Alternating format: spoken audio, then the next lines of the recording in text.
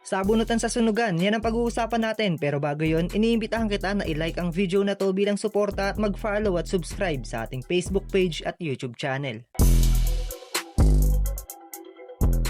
Magsasagawa si Sir Mike Swift at ang buong sunugan ng PMC Rap Battle Tournament at tinawag nila itong sabunutan sa sunugan. Napakagandang galaw to mula sa sunugan dahil mas may papakilala nila sa atin ng mga PMC na kayang makipagsabayan sa rap battle. Bukod pa doon, malalaman din ng iba pang babaeng artist na bukas ang pinto para sa kanila sa ganitong sining. Hindi naman nabago sa atin ang mga PMC sa rap battle dahil napatunayan naman nila Hearty, Lil Sisa at Luxuria na kaya nila makipagsabayan sa big stage. Ispatan nyo rin yung mga PMCs na bumabattle sa mga underground league katulad ng Motus, FRBL, Pulo at marami pang iba. Dito natin makikita yung mga rising star at gutom na PMCs at malamang sila naman yung makikita natin soon sa big stage. Pero mabalik nga tayo sa sabunutan sa sunugan. Sino-sino nga bang naka-line up? Tara at ating alamin. Unang PMC na nasa ating listahan ay si Hearty the Bomb. Veterana na to sa eksena, yun nga lang matagal siyang napahinga sa rap battle pero tingin ko hindi naman yun magiging dahilan para masabi nating napag-iwanan na siya. Iba pa rin yung experience ni Hearty kaya malamang hindi to papayag na masapawan siya ng mga rising stars na PMC. Isa pa kilala na yung pangalang Hearty the Bomb at marami ang nag-aabang sa pagbabalik niya at pwede niyang gamitin yung advantage na yun para makuha yung momentum. At yung mga linya yung gasgas di na kayang initoke ni Dr. Vicky Delo. At yung mga punchlines nyo ang pao kahit gamitan nyo ng asero. At kahit sino pa ang dapat nyo sa akin akong balakid sa kanilang dadaanan. Sapagkat mas maitim pa kaysa ito ang malagim at madilim nilang pagdaraanan. Time! Sunod na PMCing naka-line up ay si Aubrey. Isa to sa mga pwedeng manggulat sa tournament. Ibang klase din tong batang to. Mataas yung kumpiyansa sa sarili at may diin din talaga yung mga sulat niya. Sumalang na rin to sa Flip Top 1 minutes at isa yon sa patunay na iba rin talaga yung kalidad ni Aubrey dahil nauwi niya yung panalo nung gabi na yon sa isang body bag battle. At last, binigyan ko na ng 4 na period tong mga bitch kaya tapos na yung sentence. At those days, di na kayo madadatan pat makakapos. Sinadya kong 3 months yung 3 bars dahil sa 3 days lang kayo magtatapos at di ko na kailangan ko pa bang i-whisper? Para dito mapaos at ganito mag-panty lining hindi lang umiispat! Tumatago! Para sa pangatlong PMC, walang iba kundi si Luna. Gumagawa to ng sariling pangalan sa FRBL at Motus. At ngayon, sa sunugan na makikipagsabayan, malaki rin ang potensyal nito at sana ay maipakita niya yon sa tournament. Kahit sa akin tong pating sa larangan, totoong megalodon shite na tong iyong nakaharapan. Pantagdag po tayo ka lang dito sa laban. Palubog na tong pangit na araw nyo kaya may magandang luna na kayong masisilayan. Para sa pang-apat na pwesto, Tika's Queen. Nagbabatak din ng battle to sa Motus, FRBL at Pulo. Bilib din ako sa determinasyon nito. Sana lang sa pagsalang niya sa sunugan ay maging malinis at pulido yung bawat performance niya. Dahil may ilang battle na nag-stutter siya at sa ganitong klaseng torneo ay hindi dapat natin makita yon. At malamang alam din niya yon kaya paniguradong hindi niya hayaan na mangyari yung ganong senaryo. Ganyan humawak ng barsmen, literal na makapigil hininga. Kaya guro, pag ako nagturo, ang tanong ay papasa ka ba? Kasi mahirap kalaban ng sarili mong bunga pag tumubo na, nagsasanga-sanga. Kaya wag tatanga-tanga para di kakaba-kaba. Itinuri mong manok ngayon ay tatariin ka. Pinakondisyon mo at pinahuhusay mo pa. Akalain mo ngayon ay tokot sasabungin ka.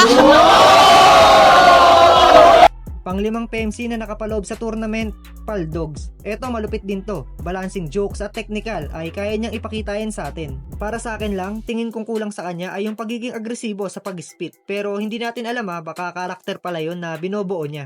Kaya abangan natin kung ano pa yung kaya niyang ipakita sa sunugan. Anyways, mabalik tayo sa'yo. Pogi mo pala, slow. Kiss! Kiss!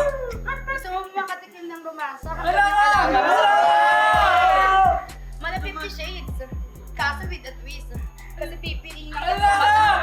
Patayin mo na kita. Hanggang mabot mo ang kalangitan. Huwag ka maalala. Titikman pa rin naman kita kahit basa kang papaitan. Alam niyo, tama nga naman si Eds kung ito ang kaharap. Malabog pag sinusa ko. Ganyang mukha nakakadiri, tatakpan na lang kita ng sama. Amen! Sa pang-anim ay nakalista naman ang pangalan ni Marichu. Isa rin to sa mga PMC Rising Star na dapat nating abangan. Sumalang na rin to sa nagdaang flip top 1 minutes at madadala niya yung experience na yun pagsampa niya sa sunugan. Suwabe yung mga jokes nito at palag-palag din kapag bumitaw na ng mga seryosong linya. At nakiki-90s pa tong si Lolo. Puta ang lalae. Paalala ko lang ha, kabatch mo si Enrile. Kasama ka din sa nagsulat ng Biblia dati. Sa sobrang tanda mo, tawag mo kay Papa Jesus, pare.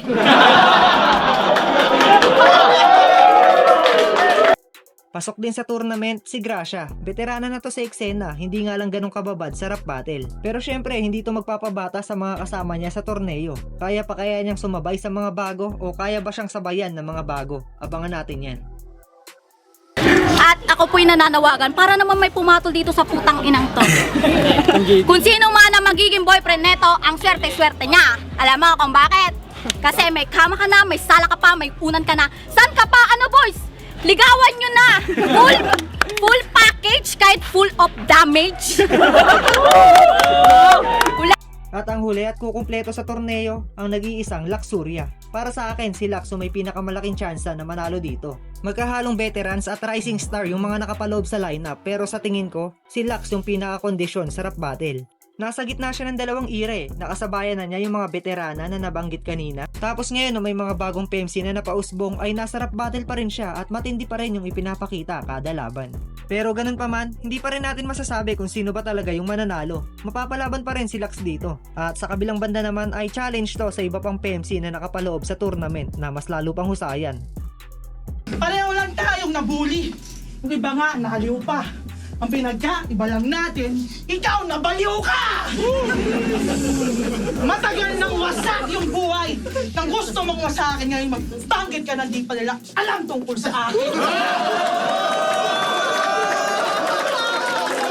At sila nga yung mga PMC na nakapaloob sa sabunutan sa sunugan. At eto yung mga maglalaban-laban para sa first round ng torneo. Aubrey versus Tikas Queen, Luxuria versus Luna, Marichu kontra kay Gracia at Hearty the Bomb versus Paldogs. Kung kayo ang tatanungin, sino sa tingin nyo ang mag-uuwi ng kampyonato at sino pang PMC ang gusto nyong makitang bumatil? Pwede nyo yan i-comment sa ibaba at babasahin nating lahat yan. Yo, ako nga pala si JM Lopez at gusto kong ipakilala sa inyo ang Arch Outfits. Kung naghahanap ka ng classic, elegant at pangmalupitan na slides, yung tipong mapa indoor, outdoor, mall, outing ay swabing-swabe na pamorma ang Arch Outfits. Bukod pa doon, very comfortable din to gamitin, gawang Pinoy pero pang international ang quality. Iba't ibang kulay ang available kaya ano pang hinihintay mo? Mag-message na at umorder sa kanilang Facebook page. Gawing positibo ang bawat hakbang gamit ang Arch Outfits.